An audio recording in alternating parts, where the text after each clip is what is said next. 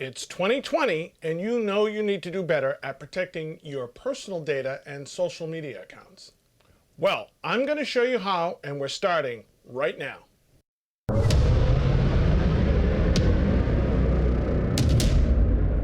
Hello and welcome to the year 2020. The response to my previous videos on this subject were fantastic, and you guys had a lot of great questions, and I've incorporated the answers to those questions in this series of updated videos.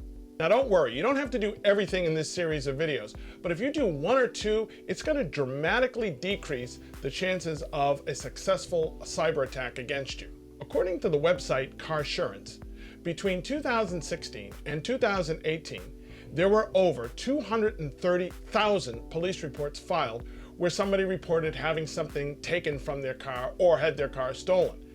And in those 237,000 cases, almost all of them admitted to leaving their car unlocked. They gambled on the fact that they didn't think that somebody would just be walking down the street trying car doors, and unfortunately they lost that bet. How many of you right now are making a similar gamble that they won't get into your accounts? Most attacks are automated, so they do the equivalent of trying your car door. If the door is locked, they just move on to the next car, or in this case, victim. So the first and easiest thing that you can do is add a security key to your account. Now, there are a number of companies that are producing security keys. I prefer Yubico, not because I work for Yubico, not because they give me anything. I prefer Yubico because I think they have the widest set of features, and I think they're just better at it. I do have some links below where you can purchase Yubikeys, and I do get a small commission for those. And if you're gonna get one anyways, why not help out the channel? There's two types of keys. There's one type of key that is what we call FIDO. No, not that FIDO. FIDO standing for Fast Identity Online. Most of your larger websites at this point support FIDO. So Facebook, Instagram, Twitter, Google, Office 365, those all support FIDO right out of the box. And by right out of the box, I mean you actually register your key with their account. A lot of websites aren't up to using FIDO at this point. So they're using things like one-time passwords or OTP, and those are those websites that you go to and they send you a code via text message or an email, or perhaps they have some separate app that generates a 6-digit code. I'm not a real big fan of those. I'll put a link up above for the video where I talk about that. And actually the worst one is when they text you the code, because it's very, very easy for them to intercept that. You can just ask the head of Twitter, because that's how they got into his account.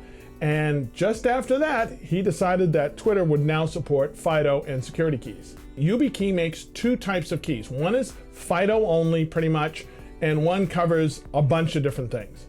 If you're a person that only uses, you say, hey, I only go on Gmail, I go on Facebook, I go on Instagram, then the entry level, the less expensive key is gonna work just fine for you.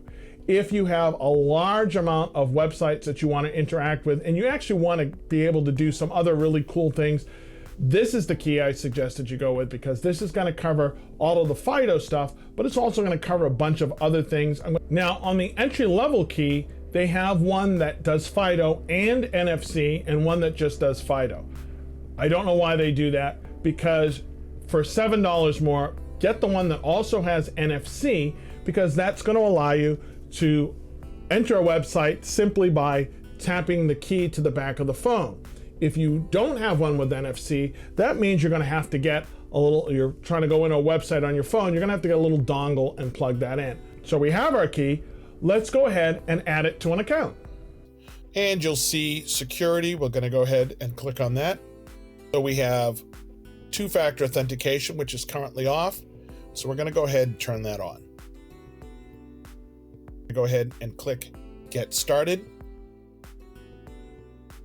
So we're going to go down and click on Choose Another Option. So it gives us two options. One is to use a security key, which is what we're going to use. The other one is to get a prompt on our phone. I'm not really thrilled with that, because if someone has my phone, then they can actually get in. I'm going to go ahead and click on Security Key. So it's just confirming that we're going to be using a security key. So it says go ahead and touch the gold section on your security key, which I will do now. As you can see, it says, hey, I just want to make sure you're about to add a security key. So we'll say allow. And it says, okay, your security key is now registered. So now it asks us to name the key, which is a good idea because we're going to be using multiple keys. So the first one I'm going to call the USB-C because that is the nano key that we're going to leave in the Chromebook for the rest of this tutorial. Do I need to have more than one key? The answer is yeah. You have more than one key for your house. You have more than one key for your car. You wouldn't have just one key. I'm going to add a second key. This will be a key that's also usable, and this is going to be the one that I keep on my dog tag around my neck. So I'm going to go ahead and take that off, plug that in, and I'm going to go down to add security key. Again, it says touch the gold section on the key, which I will. Again, it says, is it okay to add the security key? I say it's okay. And now it asks me to give this one a name, and I will call that Yubi dog tag. So the next most common question I get is, so if I lose a key, what do I do? There's no identifying mark on the key, so they won't even know whose key it is. Should I lose one of these keys, I will know which one it is, and I will be able to just delete it from here. Just adding this to your account is going to improve your chances of not getting hacked because they'll need your password and they'll need this key. If you want more detail about some of the things I covered in this video, go ahead and check out the video list above. In the next video, I'm going to talk about what to do with a website that does not support a key natively. Thank you for watching, and until the next time, this is Orman Beckles, the High Tech Nomad, signing out.